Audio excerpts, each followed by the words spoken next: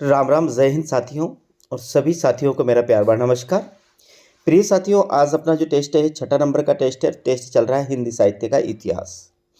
और ये आज भक्ति काल में भी साथियों कौन सी, जिसे निर्गुण प्रेमार की काव्यधारा, सूफी काव्यधारा के नाम से भी जाना जाता है, उसी का 6 नंबर का ये टेस्ट है।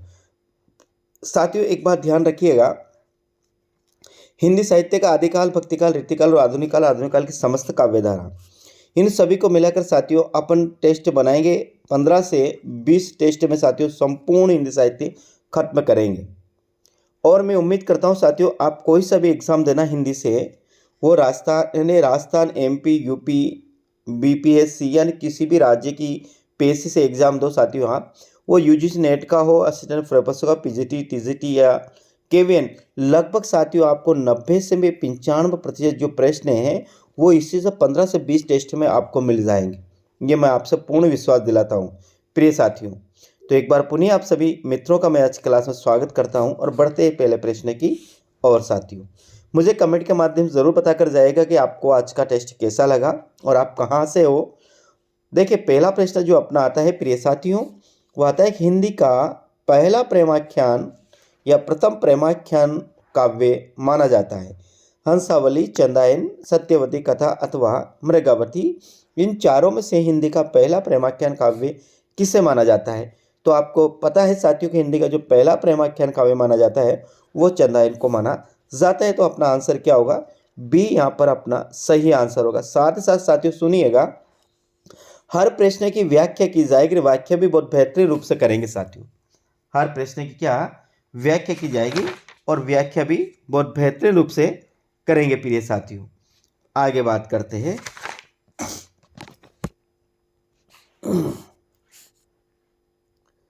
हाँ, अब देखें चारों यहाँ अपने पास चारों ही आ जाते हैं साथियों। कौन कौन? हंसावली भी, चंदायन भी, सत्यवती कथा और यहाँ पर आ जाती है मृगावती भी प्रिय साथियों। चारों के विषय में देख लेते हैं। तो बात करते हैं पहले हम हंसावली की। तो हंसावली के रचयिता असाहित है और डॉक्टर नगेंद्र ने इसे हिंदी का पहला प्रेमाख्यान काव्य माना है। चंदायन के रचयिता मुल्ला दाऊद है और राम कुमार वर्मा ने इसे हिंदी का पहला प्रेमाख्यान काव्य माना है। सत्यवती कथा ईश्वर दास की है और हजारी प्रसाद द्विवेदी ने इसे हिंदी का पहला प्रेमाख्यान माना है। इसी प्रकार मृगावती के रचयिता कुर्तोबन है और आचार्य रामचंद्र शुक्ल ने इसे हिंदी का पहला प्रेमाख्यान काव्य माना है। लेकिन यहाँ पर प्रश्न यह खड़ा होता है कि इन चारों में से हिंदी का पहला प्रेमाख्यान काव्य कौन सा है? क्योंकि चारों विद्वानों ने, चारों साहित्य इतिहासकारों ने हिंदी के अलग अलग प्रेमाख्यान माने, लेकिन सर्वमान्य मतानुसार जो चंदायन है साथियों, इसे हिंदी का पहला प्रेमाख्यान काव्य माना जाता है, जो मुल्ला दाऊद का है। अब इनको याद कैसे करें साथियों? तो हंसावली से आप करें हंसा, असाइद, नगेंद्र, ऐसा आप याद करें। हंसा, असाइद और नगेंद्र यहाँ पर याद करें। जैसे मैं बोल रहा हूँ ऐसा आप याद करना है आपको। चंदा, मुल्ला, राम। चंदा से चंदायन, मुल्ला से मुल्ला दाऊद, राम से राम कुमार वर्मा। एक बार और, चंदा, मुल्ला और राम, इस प्रकार से आप इसे याद करें। अगला, सत्य, ईश्वर, हजारी। सत्य, ईश्वर, हजारी। सत्य सत्यवती कथा, ईश्वर से ईश्वरदास, हजारी से हजारी प्रसाद द्विवेदी। और न्याय इसको आप रखेंगे, कैसे याद करेंगे? मृग, आगे लिखेंगे कु और पीछे लिखेंगे शे, ये हो जाएगा मृग कुश। मृग से मृगावती, कु से बनेगा कुतुवन और से बनेगा शुक्ल। इस प्रकार से आपको ये चारों रचना प्रिय साथियों बिल्कुल याद हो जाएगी आपको। इसमें यदि इस ट्रिक से अपना आपने याद किया तो कोई भी ऐसी रचना नहीं है साथियों जो आप याद नहीं कर सकते। प्रत्येक रचना साथियों आपको इससे याद हो जाएगी। अब बात करते हैं साथियों आगे। अगला जो अपना प्रश्न आता है, वह प्रश्न आता है कि किस प्रेमाख्यान में नायिका प्रति पखवाड़े 5 पुरुषों की हत्या किया करती थी?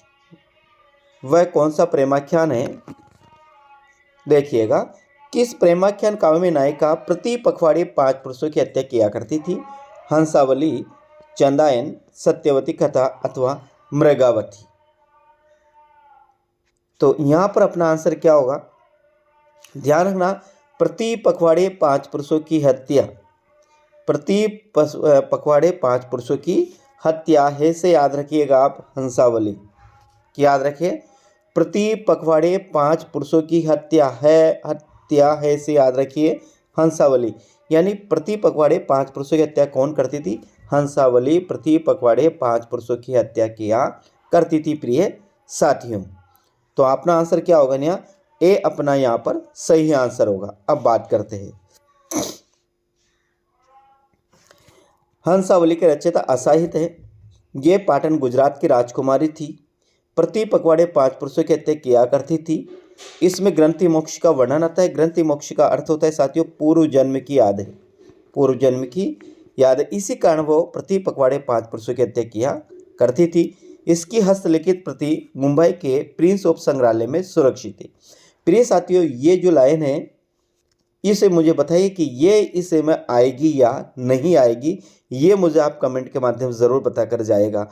खोलिए अपने नोट्स साथियों और देखिएगा क्या इसमें ऐसा है या कोई अन्य प्रेमाख्यान की ये लाइन यहाँ पर लिखी गई है, ये मुझे आप जरूर बताकर जाएगा साथियों।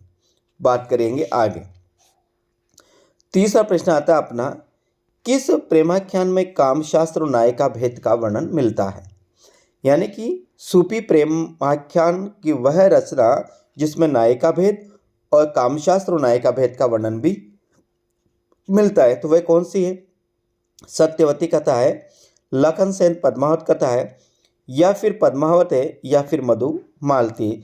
इसमें से कौन सी रचना है जिसमें कामशास्त्र और नायिका भेद का वर्णन मिलता है? तो प्रिय साथियों, इसका आंसर क्या होगा?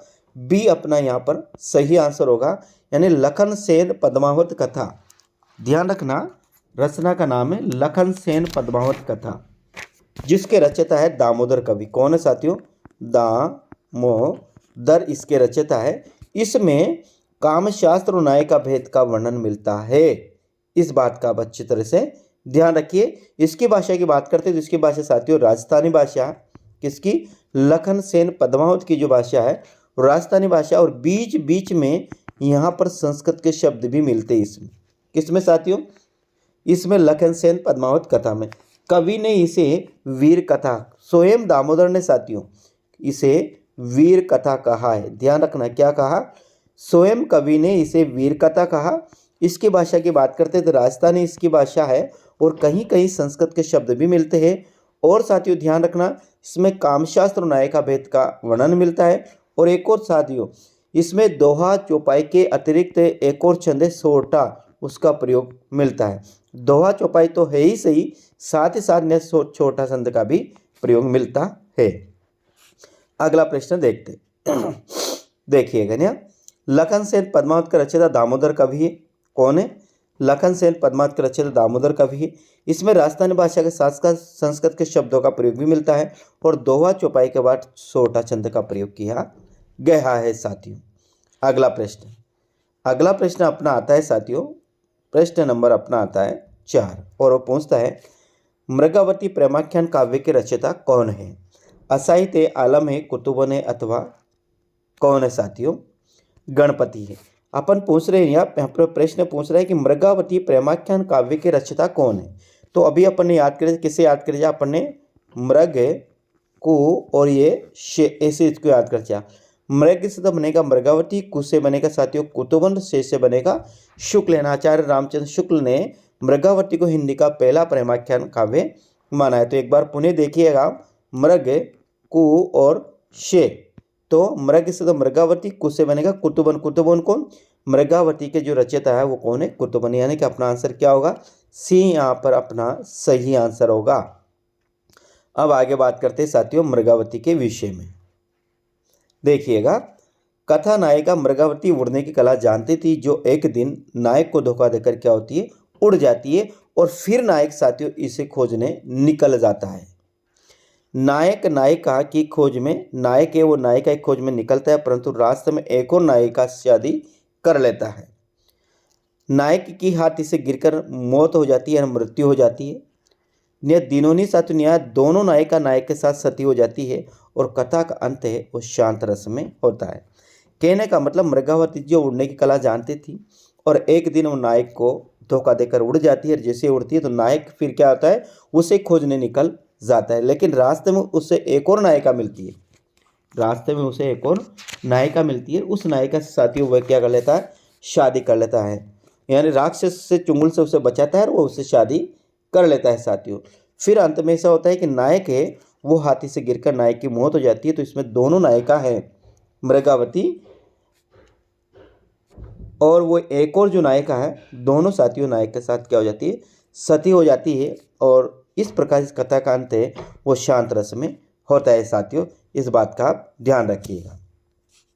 अगला जो प्रश्न आता है, पांचवा प्रश्न है, निम्न में से किस रचना में कामदेव की स्तुति की गई है? निम्न में से किस रचना में कामदेव की स्तुति की गई है साथियों?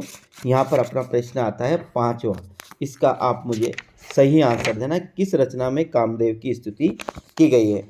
ये मदवावती, ये पद्मावती साथियों, ये चित्रावली है, चित्रवती नहीं है, चित्रावती है, चित्रावली, चित्रावली है, चित्रवती नहीं। ये मिस्टेक हो रही साथियों, ध्यान रखना, चित्रवती नहीं है, चित्रावली है।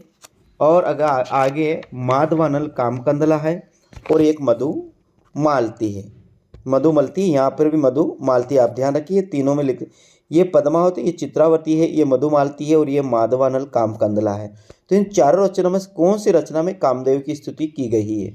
तो यहाँ पर जो अपना सही आंसर होगा वो होगा माधवानल कामकंदला। इस माधवानल कामकंदला में ध्यान रखिएगा साथियों, इसमें कामदेव की स्तुति की गई है। और माधवानल कामकंदला के जो रचयिता है वो है साथियों गणपति। कौन है? गणपति। तो आप इसे कैसे, गणपति, और यहाँ लिखेंगे कामदेव। अब इसे याद करेंगे क्या कि माधवानल कामकंदला में शुरू में गणपति और कामदेव की स्तुति की गई है। माधवानल कामकंदला में शुरू में गणपति और कामदेव की स्तुति की गई है। तो गणपति तो इसका रचयिता हो जाएगा और कामदेव में, इसमें कामदेव की स्तुति की गई है। इस प्रकार से साथियों ये आपको पूरा याद हो जाएगा। अब देखिए, इसके रचयिता गणपति है, भाषा इसकी राजस्थानी, कथा के आरंभ में कामदेव की स्तुति की गई है और आदि से अंत तक केवल एक ही छंद में रचित है। ध्यान रखें, कौन साथियों? माधवानल कामकंदला। क्या? माधवानल कामकंदला जो रचना है इसमें के रचयिता गणपति है, भाषा इसकी राजस्थानी है और कथा के आरंभ में कामदेव की स्तुति की गई है और आदि से अंत तक केवल एक ही छंद का प्रयोग हुआ है। वह रचना भी कौन है? वह रचना भी माधवानल कामकंदला ही है। कामदेव की स्तुति किस में की गई है? माधवानल कामकंदला में की गई है। माधवानल कामकंदला की भाषा राजस्थानी है, इसके रचयिता गणपति है प्रिय साथियों। आगे बात करते हैं, आगे छठा प्रश्न, अवधी भाषा का प्रथम महाकाव्य है रामचरितमानस, चंदायन, पद्मावत अथवा मृगावती साथियों। तो यहाँ अवधी भाषा का प्रथम महाकाव्य कौन है? तो ध्यान रखिए साथियों, अवधी भाषा का प्रथम महाकाव्य है वो पद्मावत को माना जाता है साथियों। तो यहाँ पर अपना आंसर क्या होगा? सी अपना सही आंसर होगा। अवधी भाषा का प्रथम महाकाव्य कौन है? पद्मावत है। और अवधी भाषा का प्रथम महाकाव्यकार है साथियों, वो कौन है? जाहसी है। ये भी ध्यान रखना, कौन है? मलिक मोहम्मद जाहसी है। अब बात करते हैं पद्मावत की रचयिता साथियों जाहसी है, जिसका नाम है न मालिक मोहम्मद न मलिक मोहम्मद जाहसी है। नायक इसका राणा रत्नसेन है जो चित्तौड़ का राजा है। नायिका साथियों इसकी पद्मावती है जो सिंघल द्वीप की राजकुमारी है। बाद में उससे साथियों वो जिसका विवाह करके राणा रतन सिंह कहाँ पर लाता है? चित्तौड़ में लाता है साथियों। भाषा की बात करते हैं साथियों, ठेठ ग्रामीण भाषा है, ठेठ राजस्थानी भाषा है, यानी कि ग्रामीण भाषा है। ठेठ राजस्थानी भाषा नहीं, ठेठ यहाँ राजस्थानी की जगह लिखे आप अवधी। ठेठ अवधी भाषा है, यानी कि अवधी है लेकिन वो ग्रामीण अवधी है साथियों। अब मैंने यहाँ ग्रामीण अवधी क्यों लिखा? क्योंकि साथियों जो रामचरितमानस है वो भी अवधी में है और जो पद्मावत है वो भी अवधि में। लेकिन तुलसीदास की जो पद्मावत है, जो अवधि है, वो साहित्यिक अवधि है साथियों, शुद्ध अवधि है, परिनिष्ठ अवधि है, भाषा है। लेकिन जो जाहसी की है साथियों वो ग्रामीण है। यहाँ ठेठ अवधि लिखना राजस्थानी की जगह साथियों। रचना वर्ष 1540 है। क्या है? 1540 है। ये 57 खंडों में विभक्त प्रबंध काव्य है और सर्गों को यहाँ पर खंड कहा गया है। ध्यान रखना, पद्मावत में खंडों की संख्या 57 है याद रखना। और एक प्रबंध काव्य है और इसमें जो खंड है साथियों, जो सर्ग होते हैं उस सर्गों को यहाँ पर खंड कहा गया है। समासोक्ति में रचित प्रबंध काव्य है। आचार्य शुक्ल ने पद्मावत को परमात्मा और रतन सेन को आत्मा माना है। किसने? आचार्य रामचंद्र शुक्ल द्वारा साथियों पद्मावत को क्या माना है? परमात्मा माना, पद्मावती को परमात्मा माना है और रतन सिंह को क्या माना है साथियों? आत्मा माना है साथियों। और स्वयं झांसी ने निम्न प्रतीक योजना मानी है। कैसे वो प्रतीक योजना आप देखते हैं साथियों। एक तरफ पात्र लिखा हुआ है साथियों और एक तरफ लिखा हुआ है प्रतीक माना है। स्वयं ने झांसी की बात करें तो स्वयं झांसी ने राणा रतन सिंह को साथियों मन का प्रतीक माना है। पद्मावती को बुद्धि का प्रतीक माना है। नागमती को संसार का प्रतीक, चित्तौड़ को शरीर, सिंघलदीप को हृदय, हीरामन तत्व का गुरु, अलाउद्दीन खिलजी को माया और राघव चेतन को साथियों यहाँ पर शैतान माना गया है। ये जो प्रतीक योजना है ये स्वयं झांसी द्वारा दी गई है साथियों। एक बार पुनः, राणा रतन सिंह मन का प्रतीक है, पद्मावती बुद्धि का प्रतीक है, नागमती संसार का प्रतीक है, चित्तौड़ शरीर का प्रतीक है, सिंघलदीप हृदय का प्रतीक है, तोता हीरामन गुरु का प्रतीक, अलाउद्दीन खिलजी माया है और राघव चेतन शैतान है साथियों। तो ये प्रतीक योजना जरूर याद करिएगा, कई बार एग्जाम में आ जाता है साथियों कि ये किनका प्रतीक है। आगे बात करते हैं इसके विषय में, पद्मावत के विषय में। पद्मावत के दो भाग है, एक पूर्वार्ध साथियों और एक उत्तरार्ध है। इसका पूर्वार्ध है वो काल्पनिक माना जाता है और इसका जो उत्तरार्ध है साथियों वो ऐतिहासिक माना जाता है। झांसी की अन्य रचना की बात करते हैं तो पद्मावत, अखरावट, कनावत, आखिरी कलाम, चित्रलेखा, कहरनामा और मसलनामा। पद्मावत, अखरावट, कनावत, आखिरी कलाम, चित्रलेखा, कहरनामा और मसलनामा इनकी अन्य रचना है। इसमें कहरनामा और मसलनामा साथियों अनुपलब्ध रचना है, यानी कि ये आज तक उपलब्ध नहीं हुई है। अगला प्रश्न बात करते हैं, 7वां प्रश्न है अपने पास आता है कि निम्न में से सुमेलित कीजिए। मधुमालती मंजर, ज्ञान समुद्र सुंदरदास, नसीहतनामा गुरु नानक और कबीर वाणी पारसनाथ तिवारी या त्रिपाठी साथियों। तो इनको अपन को सुमेलित करना है। तो प्रिय साथियों ध्यान रखिएगा, ये सभी रचना है सुमेलित है, यहाँ पर कोई भी रचना ऐसी नहीं है जो असुमेलित। यानी मधुमालती के रचयिता मंजन है, ज्ञान समुद्र के रचना साथियों सुंदरदास है, रचयिता सुंदरदास है। नसीहतनामा गुरु नानक की रचना जो सिख धर्म के प्रवर्तक माने जाते हैं। और कबीर वाणी के रचयिता है साथियों पारसनाथ तिवारी या पारसनाथ त्रिपाठी भी हो सकता है साथियों। वैसे देखना इसको तिवारी या त्रिपाठी, मेरे हिसाब से पारसनाथ त्रिपाठी होगा।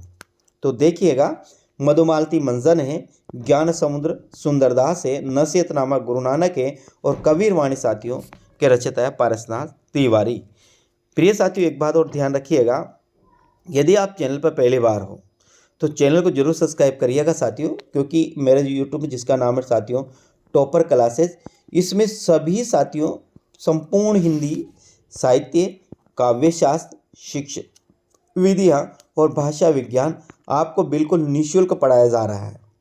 इसलिए साथियों चैनल पर पहली बार तो चैनल को जरूर सब्सक्राइब कीजिएगा और जितना हो सके साथियों सब्सक्राइब करने के साथ साथ आप बेल आइकन दबाकर ऑल पर प्रेस करें और जितना हो सके साथियों उतना आप इसे शेयर कीजिएगा, क्योंकि साथियों बिल्कुल निःशुल्क पढ़ा रहा हूँ मैं और कोई भी शुल्क नहीं ला और बिल्कुल पूरा जो कोर्स है वो निःशुल्क ही पढ़ाऊँगा साथियों। तो यहाँ पर सभी रचना क्या है सुमेलित है। अगला प्रश्न अपना है साथियों आता है वो 8वां प्रश्न आता है, निम्न में से कौन सी रचना में नायक और नायिका के एक ही जन्म की कथा वर्णित है। अपने प्रश्न नंबर आता है 8वां, कौन सा आता है साथियों 8वां। 4 रचना देखिए, 4 रचना में उस रचना का आंसर चयन करना है जिसमें नायक और नायिका के एक ही जन्म की कथा वर्णित है। माधवानल कामकंदला चौपाई कुशल लाभ, माधवानल कामकंदला गणपति, मागधा वानल कामकंदला आलम या ढोला मारूरा दोहा कवि कल्लोल।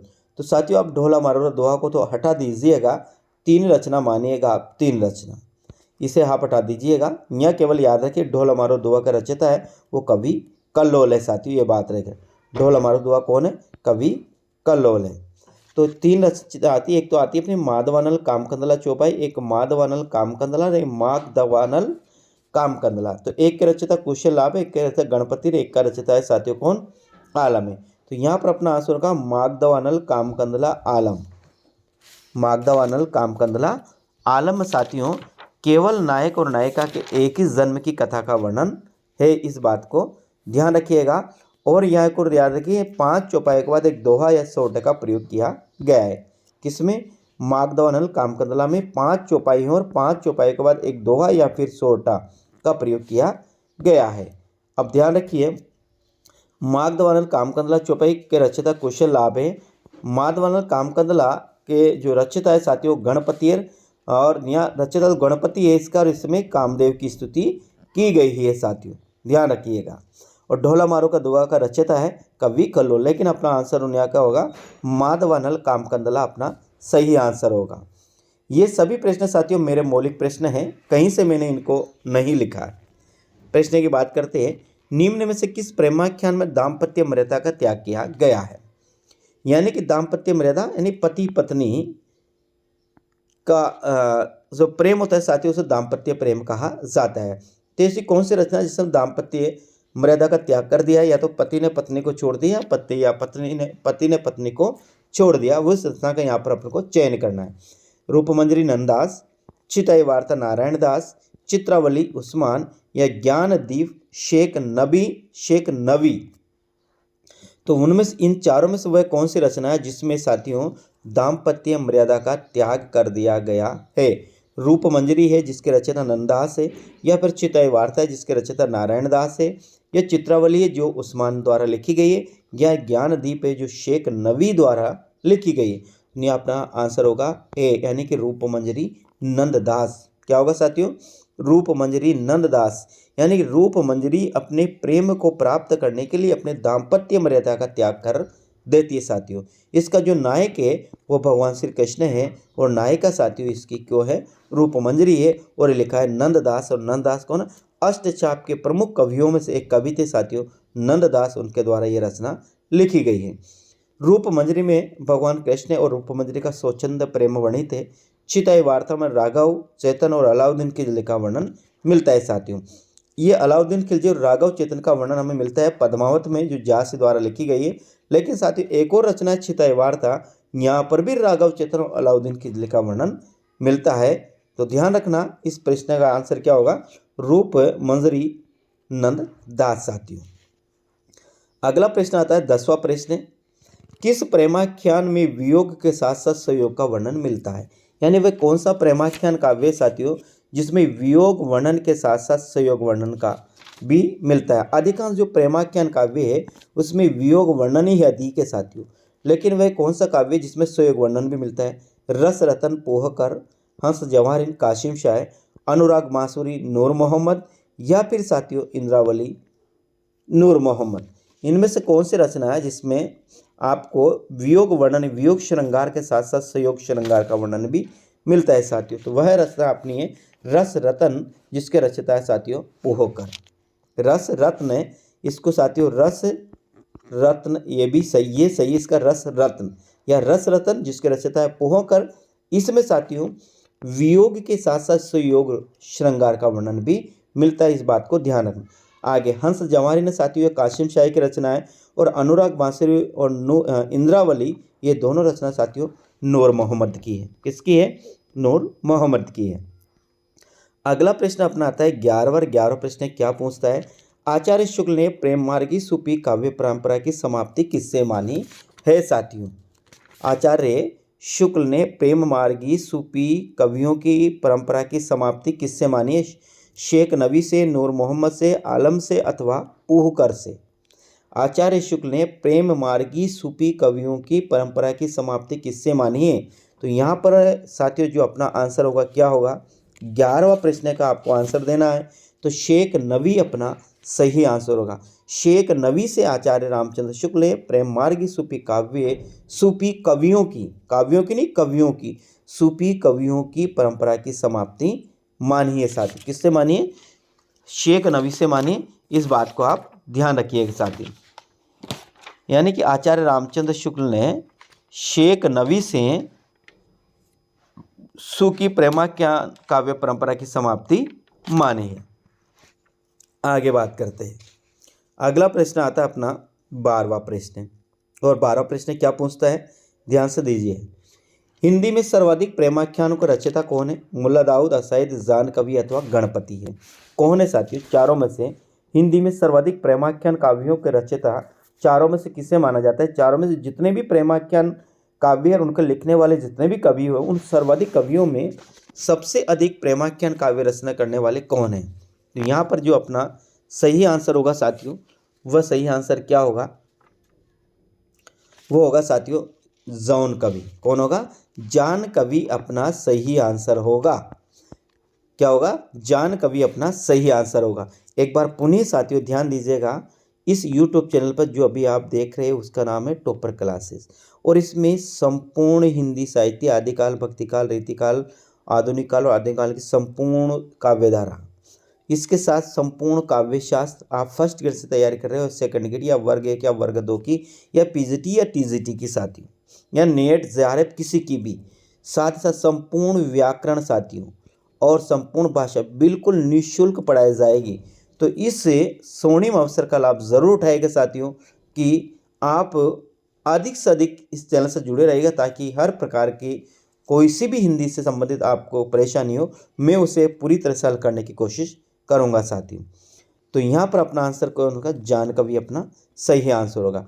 तो यहाँ देखिएगा, इन्होंने कुल 78 ग्रंथों की रचना की, जिनमें से 29 क्या है? प्रेमाख्यान है। ध्यान रखें, इन्होंने कुल 78 ग्रंथों की रचना की, जिनमें से 29 क्या है? प्रेमाख्यान। जान कवि नहीं, कवि है साथियों।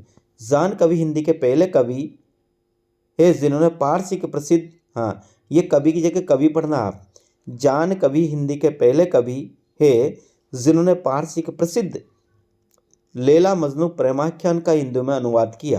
जो लैला मजनू का प्रेमाख्यान है, प्रेम कथाओं के बारे में आपने सुन ही रखा होगा, तो ये पारसी की रचना है। इसका सर्वप्रथम जो हिंदी में अनुवाद किया वो जान कवि ने ही किया। और हिंदी में सर्वाधिक प्रेमाख्यान की रचना करने वाले भी कौन है? जान कवि।